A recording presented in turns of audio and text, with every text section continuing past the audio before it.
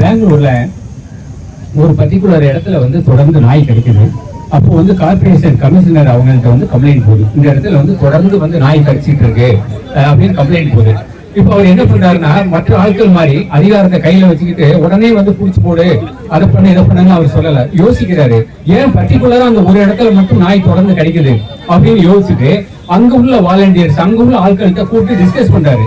அப்போ அவர் டிஸ்கஸ் பண்ணும்போது அவருக்கு என்ன ஒரு ஐடியா கிடைக்குது அப்படின்னா, சாப்பாடு இல்லாம தான் வந்து அது வந்து கொஞ்சம் அக்ரெசிவ் ஆகுது, அப்ப சாப்பாடு போட்டு பார்க்கலாமேன்னு யோசிக்கிறாரு. அடுத்து என்ன யோசிக்கிறாருன்னா, வெறும் சாப்பாடு மட்டுமே இல்லாம கொஞ்சம் ஆரோக்கியமான உணவா போட்டா அது இன்னும் கொஞ்சம் பெஸ்டா இருக்கும் இல்லையா அப்படின்னு அவர் யோசிக்கிறாரு. யாரும் போராட்டம் பண்ணல, ஓகேவா? அவர் கையில இருக்கிற அதிகாரத்தை வச்சுக்கிட்டு அவர் யோசிக்கிறாரு. யோசிச்சுட்டு அதையும் திருப்பி இந்த வாலண்டியர்ஸ் அங்க உள்ள ஆக்டிவிஸ்ட் எல்லாம் டிஸ்கஸ் பண்ணிட்டு ஆரோக்கியமான சாப்பாடு கிட்டத்தட்ட இது வெளியில ஒரு அனௌன்ஸ்மெண்ட் எல்லாம் பண்ணல, சைலண்டா ஒரு 2-3 மாசம் போய் எந்த ஏரியாவில வந்து நாய் கிடைக்குது அப்படின்னு சொல்லிட்டு அங்க வந்து டோட்டலா அந்த ஃபுட் எல்லாம் போடுறாங்க. நாய்க்கடிகளோட கம்ப்ளைண்ட் வந்து அப்படி கொஞ்சம் கொஞ்சமா குறையுது.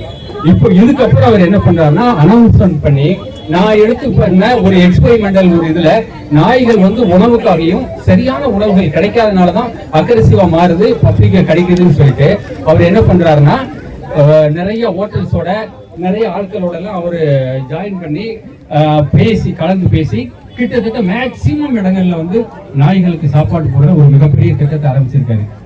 நாய்கள் கடிக்கிறதுக்கு தீர்வு சொன்னது நீங்களும் நானோ ஒரு நம்மள மாதிரி அப்பாவி கிடையாது, ஒரு கார்பரேஷன் கமிஷனர், அந்த போஸ்ட்ல இருக்கிற ஒரு மனுஷன்.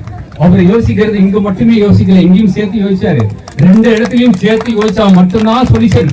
இங்க மட்டுமே யோசிச்சிருந்தா சொல்யூஷன் கிடையாது. இன்னும் எத்தனையோ ஃபீடர்ஸ் சாப்பாடு வைக்கிறத நிறுத்திட்டாங்க. இது எத்தனை மீடியாவுக்கு தெரியும்? 200 பேருக்கு வச்சவங்க 50 பேரு, 50 பேருக்கு வச்சவங்க 25 பேரு. அவங்களால உடல் ரீதியா முடியாமலோ இல்ல பண ரீதியா தேட முடியாமலாம் கிடையாது. டெய்லி நடக்கிற சண்டை, டெய்லி நடக்கிற இது அசிங்கம், அவமானம் பார்த்தாங்க ஒரு லெவலுக்கு மேல முடியல. அவங்களால எவ்வளவு ஒரு சுமக்க முடியும்? இதையெல்லாம் சொல்லாம அந்த உயிரை பட்டினியா வாட விட்டு சுத்துது, அதை போய் பிடிச்சு போடு அப்படிங்கிறது வந்து எந்த விதத்துல நியாயம் தெரியல. மீடியாக்கள் தயவு பண்ணி கொஞ்சம் கருணையோட அந்த சென்னை பெங்களூர் கார்பரேஷன் கமிஷனர் அவரோட ஃபார்மேட் ஃபாலோ பண்ணிக்கோங்க. கொஞ்சம் இங்கேயும் இருக்கட்டும், கொஞ்சம் இங்கேயும் இருக்கட்டும், அப்படி யோசிங்க. அதுக்கு மட்டும்தான் தீர்வு கிடைக்கும். நன்றி.